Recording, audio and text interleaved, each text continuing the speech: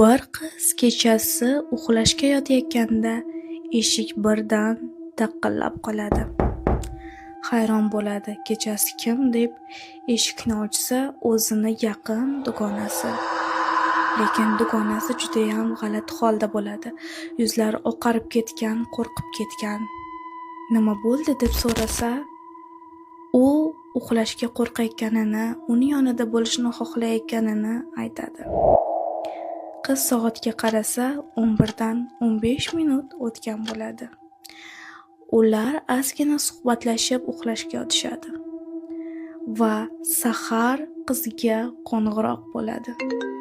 Qo'ng'iroqda politsiya qizni dugonasini o'rmonda o'lik holda topganini aytadi.